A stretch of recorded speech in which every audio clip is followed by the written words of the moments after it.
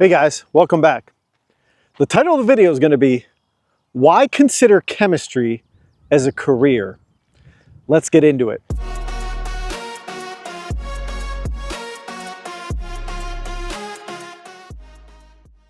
In a previous video, I talked about why I went to college for money, and I decided to get a chemistry degree from Central Michigan University. Now, I'm going to give you a couple reasons why you should look into chemistry. Either if you're considering maybe a career change, midlife, you could be considering that. Or you're just maybe going into college, maybe you're in your first year, you fortunately find this video, and it could be a career that you could go into, okay? So, reason number one why you should go into chemistry is that there's good money. There really is, guys. That is the number one reason why you should consider chemistry, okay? Number two, look at where I'm at, guys. This is the real world. It's not the digital world, okay? Chemistry is not going anywhere, all right? Most of the materials that you see in your household, whether it's the food packaging or, the furniture, everything has some chemistry involved. Even the furniture, there's like fire retardant on that stuff, It goes on and on. Everything that we touch and we make in this world that's artificial, chemistry has something to do with it. So the jobs aren't going anywhere when it comes to chemistry. Okay, we're always going to need it. Now, reason number three why chemistry is a good field to go into is that it's going to be very difficult for AI to replace all these jobs, because in chemistry you actually have to physically be there and do like pipetting and very intricate things with syringes and pipettes and volumetric flasks and so on and so forth. Now, don't get me wrong, there is automation in chemistry, and I'm sure they'll be continuing to automate that field, so on and so forth, but it's going to be a lot harder than the digital world. Let's say if you're a software developer or a lawyer or whatever, anything that has to do with just text-based type of things, AI is going to just kill it when it comes to those jobs. All right, but chemistry is interesting. It's not as simple as people might think. Okay, there's a lot involved in it. But like I said, that's reason number three, is that AI, I don't think, is going to touch foot in that space for a while. Okay, and there's a lot of regulatory issues when it comes to probably a robot, dealing with some of that stuff. So, but I could be wrong. You guys let me know in the comments below if reason number three is irrelevant. Could AI be taking over the chemistry jobs out there? I don't know. Now, I haven't been in the chemistry field for a while, so, who knows? I could be totally wrong, okay? I'll fully disclose that. But reason number four why chemistry is a good field to go into is that it's difficult, okay?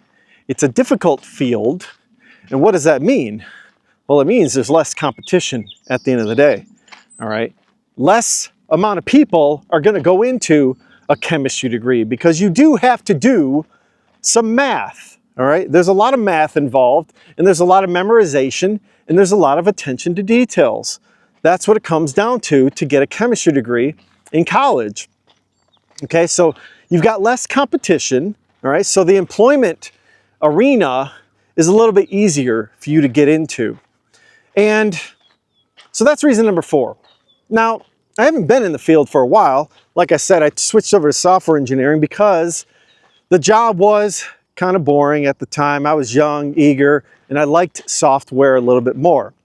But it was a good job nonetheless. Let me tell you, when I got out of college, I landed a job at Dow Chemical making, I think it was around $30,000 a year, which was pretty good at, was it 2002? 30 grand was okay, not a bad little salary for a new graduate. And then I moved up. I got a 10K raise right at Pfizer the next year. And so then I was at 40 grand. And I think in total, I ended up leaving the chemistry field at around $60,000, give or take. And I thought that was still pretty good back in the kind of mid to late 2000s. It was a good salary. It was healthy. You could easily live on your own. Now, everything has changed. Everything has gone up in price. But I looked out there and, you know, some of the chemists can make like 6 figures plus.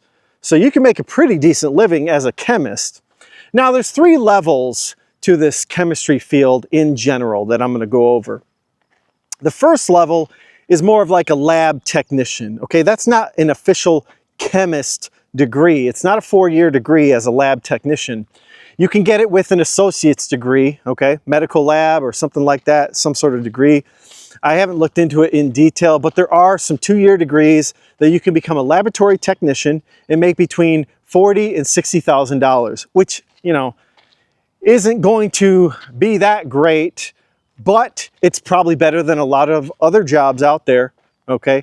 And these jobs are pretty nice jobs. I mean, you're in a nice, cool laboratory, air conditioned, very controlled, and you've got a computer desk, and you go there and you do your lab reports, and you fill out your forms, and then you go to the lab and you do your chemistry, you know, so on and so forth.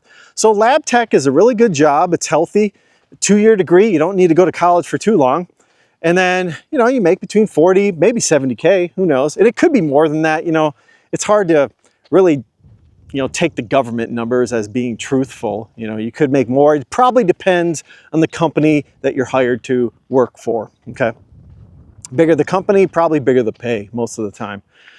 And then the next level is a chemist. Okay, this is a 4-year degree that you'll get. And typically you'll be either an organic chemist, an inorganic chemist, or an analytical chemist, okay? Now, an organic chemist, you're gonna deal with like polymers and reactions and things like that. And an analytical chemist, you're gonna do really finite weighings of materials, and you're gonna dilute them into soluble, or you're gonna, I forget my chemistry, by the way. You're gonna dilute those things with other chemicals and do measurements and get analytical on this stuff. Analytical means you're just gonna look at the details at the end of the day. You're gonna make detailed measurements of things in chemistry. You know, like I said, it's been a while that I've done that job, but that's what you're gonna do. Now, analytical chemists, you know, they're making, I think, nowadays around 60 to probably 100K or more, depending on how good you are at that job and how, you know, satisfied you are with that job. You got to be able to be happy about it and move up in the company, obviously, but it's a good career path. It honestly is. Now, the next level of chemistry, which is even more difficult than what I did, was chemical engineering. Okay, these are the guys that, or gals that are building the plants. Okay, they're working with the big vessels. Okay, they're making the pipelines. And what they deal with is a lot of physics and thermodynamics, right? They got to deal with the calculations of like, oh, if we mix these 2 chemicals together, it's going to give off this entropy and this amount of heat, and will that explode the pipeline or explode the vessel? Okay, that's the type of stuff they deal with. They also deal with like writing a lot of paperwork for standard operating procedures, so on and so forth. Now, those jobs are probably a hair step up from a chemist. They probably make, you know, somewhere between 100 and maybe 170, maybe 200,000. It depends on how much experience you have. But that's a great job as well. But you got to really know your math and physics really well. I just wasn't at that level, to be honest. I was at the level of being able to do calc 1, 2, and 3, calculus 1, 2, and 3, linear algebra, and physical chemistry. Okay, those were the 4 most difficult classes I took in college. Now, as far as the type of studying you're going to have to do, is you're going to have to really be good at 3 things. And I think I just said this, is you're going to have to be good at memorizing. Okay, that's one thing. The second thing you're going to have to be good at is details. Okay, and then the third thing is the math. Okay, so memorization, details, and math, and you can be a chemist or a lab tech even. You know, the lab tech, if you go to an associate's degree, the math is just a little bit less, a little bit easier, and the memorization and details is probably not as crazy, you know. But you still got to do some work. You got to use your brain, you know. So, yeah, that's what it was. And there's lots of jobs in it. There really are. And I was only in one small field in analytical chemistry for the pharma industry, okay? There's probably lots of other jobs as organic chemists or inorganic chemists. Inorganic is dealing with metals and stuff like that. Organic, again, is dealing with like polymers, oils, stuff like that, you know, plastics probably. Again, I wasn't familiar with that field, but it's out there. There's tons of jobs in that. You know, you're going to be testing chemicals and you're going to be testing materials left and right. And you need people to do that. And you're not going to be able to have robots do that all the time, okay? Like I said, there's automation. There's all these crazy tools. Like when you're in the lab, there is automation. You've probably seen it in the movies where you're doing like gas chromatography and you're filling up these little vials. That's what that stuff is. And I could go into that a little bit here and there. It's been a while, but I had a lot of fun with it. I really did. It was great money, great benefits. And oh, by the way, let me tell you this. I mean, this video is kind of going a little bit long. Maybe I'll do a second video on it, but I had these tremendous benefits from Pfizer. Oh man, I'll go into that in a follow-up video. You know, what happened with Pfizer and the, you know, the opportunities I had with that company. And that's what chemistry gave me, was tremendous opportunities. And yeah, I still appreciate it. You know, and to be honest, I've actually, looked into some jobs there. I might go back into that field, not the lab side. I was thinking of maybe I could do, you know, like software architecture for Pfizer or Dow Chemical for doing their lab automation or whatever. Because it was really inefficient at the end of the day. The people there just weren't like tech people. They were just like kind of chemists, you know. There you go, right? They weren't into software like I was. And so maybe I could go back someday and automate, you know, their systems. And hey, guess what? Maybe I'll bring AI into them, you know. But still, it'd be very difficult because it's a physical activity. You got to walk to lab benches and bring powder in, measure this powder in micrograms, et cetera, et cetera. It's a very detailed, intricate process that, you know, it might take the robots 10 years to get to that point. You know me, guys. I'm always talking about AI, how it's going to be taking jobs, but hey, we got to look for opportunities out there to where we can avoid AI taking our jobs. And I think that chemistry still holds a little bit of water. So, you know, if you're looking for a career change and you think maybe you might want to go back to college, I don't know if you do, but that could be an opportunity. If you're decent at math, if you're decent at the details, it could be a nice 20-year career, you know, go into laboratories, make some decent money. You know, you'll have the maturity, you could do it. Or if you're young, it's a great job, honestly. Like you can make some good money, raise a family like I did, and there you have it. So you guys let me know too. If any of you guys are chemists or laboratory techs or chemical engineers, let me know in the comments below what you think of this video. Is it a good career still?